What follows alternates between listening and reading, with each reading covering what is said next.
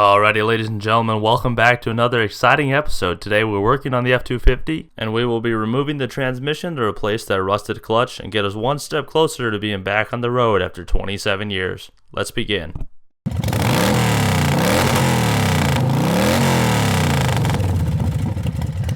Ladies and gentlemen, the world's strongest starter ever. That thing does not quit. That's a beast. Okay, so the exhaust is all the way out. Our starter's out of the way. Surprisingly, not very surprisingly actually, this motor is disgusting. It's covered in grease, so I just reached up and turned all the bolts loose. It was perfect. So I'm just gonna hope that keeps up, and we'll have this transmission out of here in an hour. Tops. There we go. Whooped its ass. Not a lot of wiggle room here, but the drive shaft is off. I have the option to leave the bell housing and take the trans separately. I don't know what my best bet is, so we'll just play around with it. I might go separately because that shit looks heavy.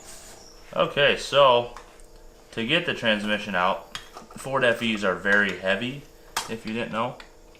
So, especially this one being all cast iron, even the intake alone weighs like 70 pounds. So very ass heavy engine because the mounts are farther forward. They're between cylinder 1 and 2 actually. Thusly, when I take the transmission off, it goes and I can't have that. And there's no way for me, I don't have any tools or pieces of wood or anything long enough to support it from below. So we're gonna just pop the carb off quick. Put a plate on it, and then just pull it with, or lift it with the engine hoist to hold it while I take a few days to redo what I need to do in the clutch. So that's where we're at. Alright, so we're taking this carb off, and if you remember, it had a lot of tuning issues that were just whack, and one of them may have been related to this.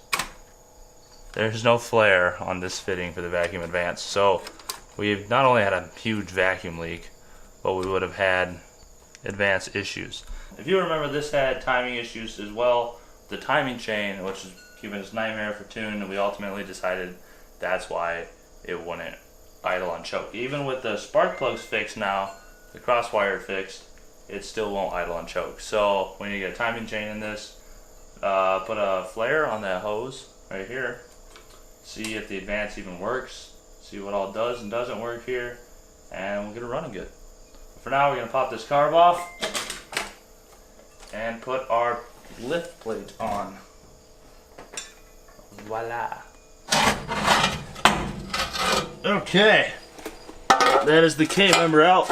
We have the engine suspended from the carb plate so that this is just floating dandy.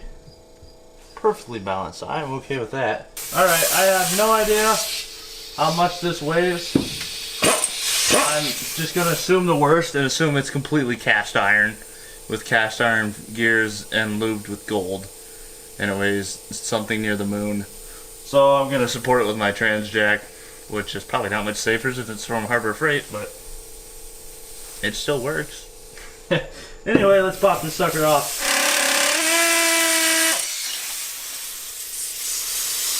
Alright, that should be the gearbox loose. I can't see, I fogged my glasses. Alright, I'm going to need a flat screwdriver to break this seal.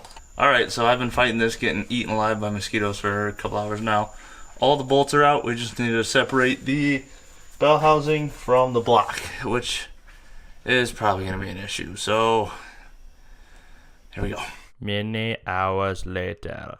Alright, so I'm tired of playing games. I'm not even going to try to do this the hard way. What we have here is a lifting strap wrapped around the transmission. Runs back to this cable, which goes over the axle and to the bumper. Let's rip this bitch out. This is either going to turn out terrible or excellent, so you guys are going to watch either way, don't worry.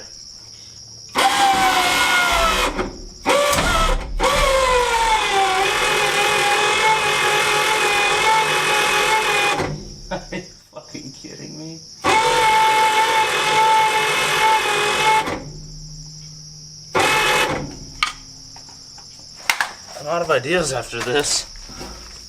Still nothing. I'll keep working on this. We'll be back.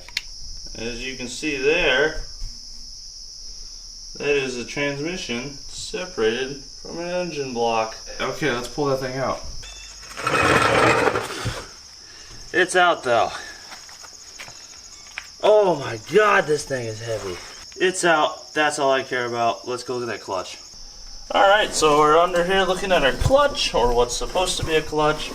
It's actually just a pile of rust. I understand that even if this did work, I won't be able to move these forks with my hand, but they are so rusted solid that you can't even hit them with a hammer. It's like hitting a block of steel. So if you remember way back, the first time we ever cranked this thing, you'll remember that I had said, what's that weird noise? I don't know what that noise is. It's got a rough cylinder. Is that a cylinder or is that the starter? I wonder if the starter had a rusted spot. The starter could actually get rained on and stuff.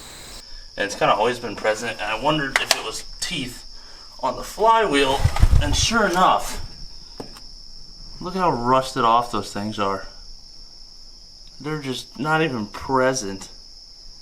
That's what the grinding noise is. So, looks like I need a new clutch and maybe a new flywheel. I think you can get a ring gear that's separate, but the chances of that flywheel not being cracked to hell are very low.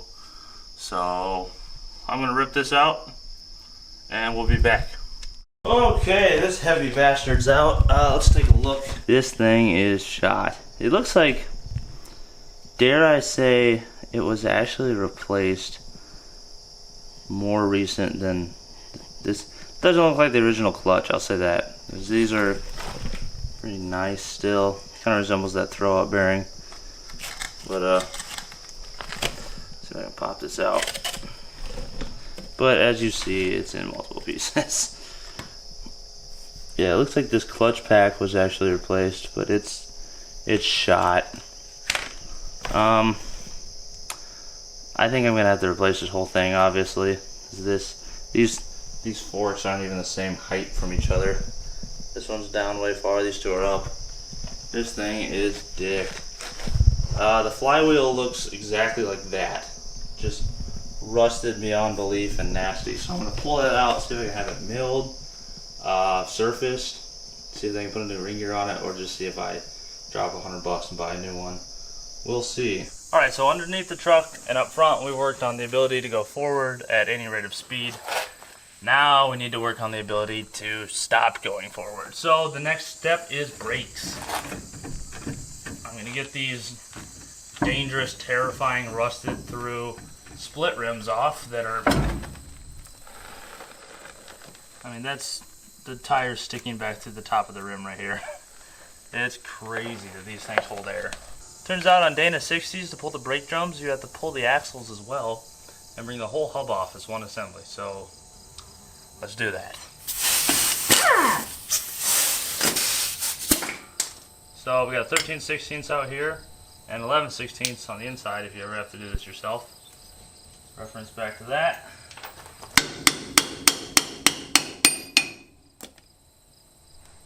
Okay, that was actually pretty easy. Looks like there's some kind of retainer things. There they go. And fluid. Yum. It looks like someone tried to take this off with a screwdriver once. Didn't have the right tool, so I'm sure that'll make this fun.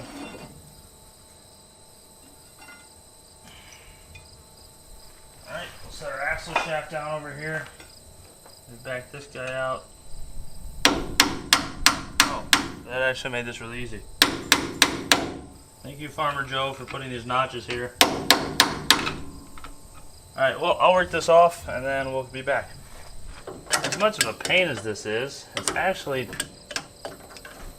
kind of like it because that hub comes off, guaranteed. No fighting drums or stuck brakes. Well, I mean, I guess if the brakes are stuck, it'd still be an issue. But when it's got all this room, and you take the whole spindle apart, it makes life easy to get that hub off. Well, we got Timken bearing in here, so that's good. Come on. I have to drop him in the stand. Let's pull the drum and see what we got going on. That brakes are hanging a little. Oh yeah.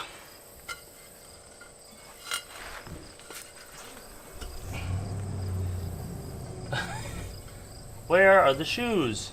Here they are. Completely unattached. So if you can see this, it's wider at one end than the other. I mean, something was up in here. So, yep, here it is right here. This one's pushed out, so this guy sat here. So this top end was rubbing more than anything else while it was just driving. These need rebuilt. So I'm gonna go in and order everything for the rear brakes now that I know what I have to deal with. And front brakes are also drums, but I'm gonna pull one apart so that I know if there's any special parts I need, like these wheel bearings or whatnot. So that's where we're at on this. Alright, so now that the clutch is out of there, I'm gonna quickly pop this water pump off. And we're going to get the timing cover off so that we can get to that timing set. Alright, I'd like to take this time where I condensed 17.5 minutes of footage down to 21 seconds to thank you all for watching this video and watching this series. It's been awesome to see it grow and grow my channel, and there's going to be plenty more of it coming. I've probably got 2, 3, maybe 4 videos left before this truck goes up for sale and we move on to the next project. Alright, back to it. So that's for bolts in to take out for an FE timing cover on the bottom from the oil pan going up.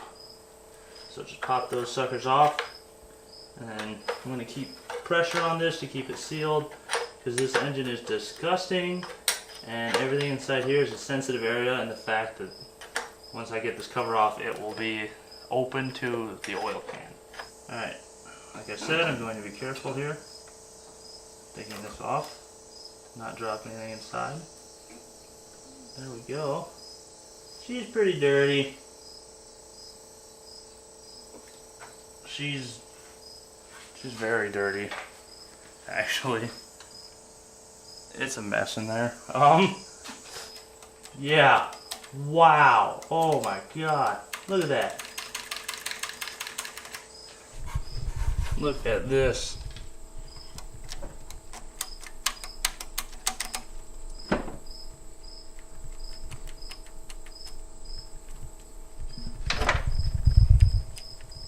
That is absolutely destroyed.